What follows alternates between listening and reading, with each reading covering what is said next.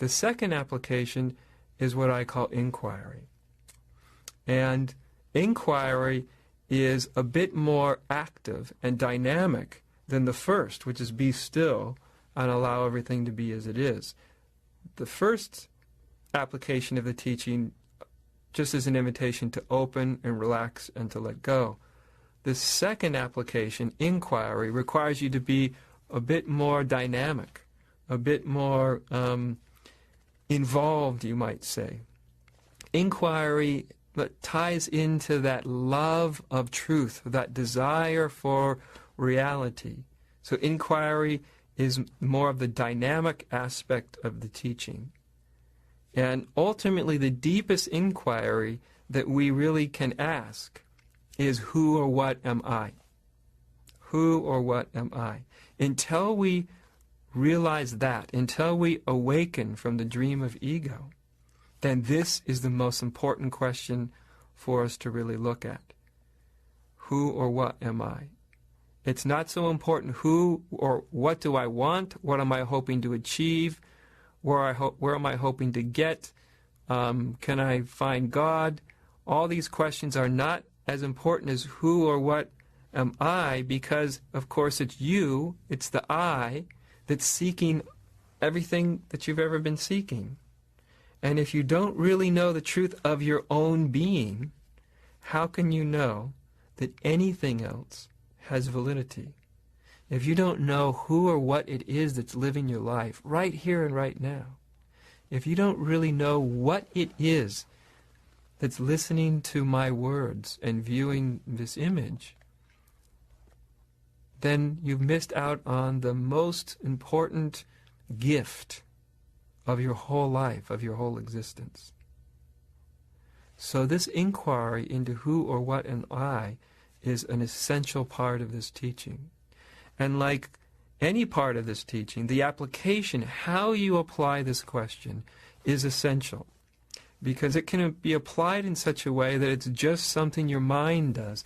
In other words, if it's just something you think about, who am I, what am I, and you think about it and analyze it and compare what you've heard or read or what you're thinking, this is to misapply the teaching.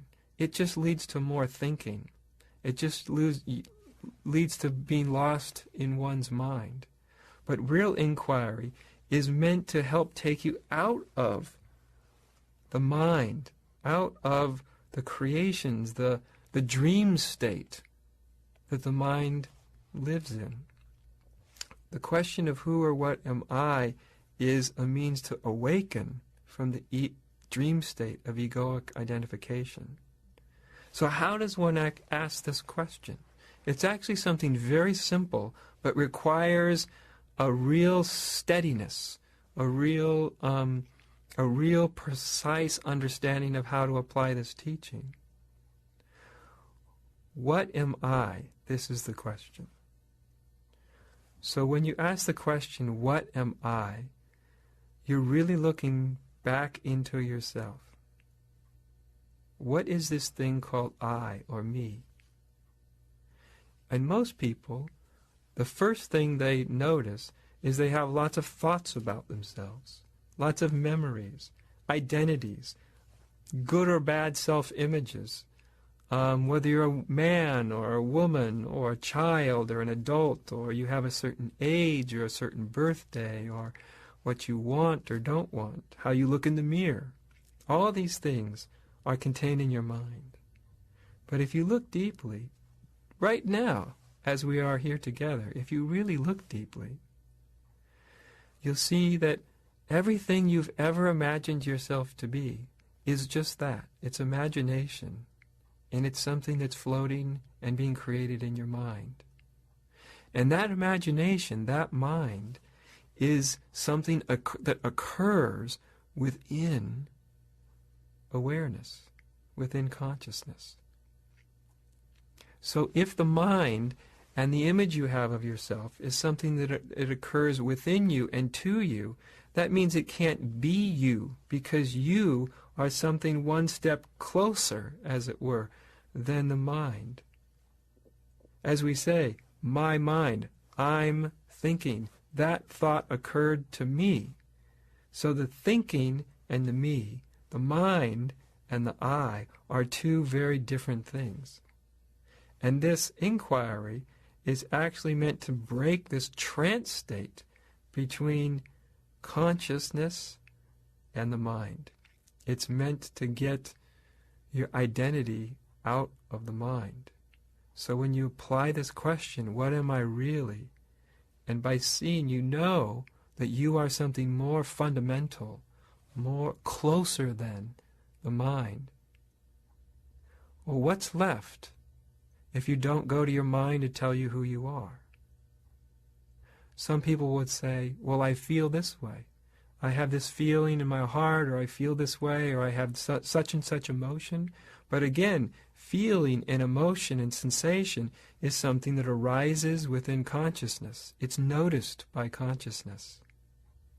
And so even though there may be a feeling, or a sensation, or an emotion, these don't define who or what you are either. They just tell you what's happening within your most intimate environment. But they don't tell you who or what it's happening to. So the question continues to go to a deeper level. What is this? What is this I that thought is occurring to, that feeling is happening to, that perception? What is this I that's hearing these words right now? What is the I that hears sounds?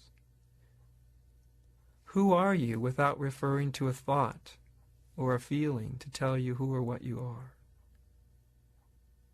And if you really do this in a quiet way, in a meditative way, so that the question is referring you back to direct experience rather than to useless thinking, then this question has great power. But remember, this is the most important point. The question is meant to refer you back to a depth of experience, not meant to refer you back into thinking so that you think about the question.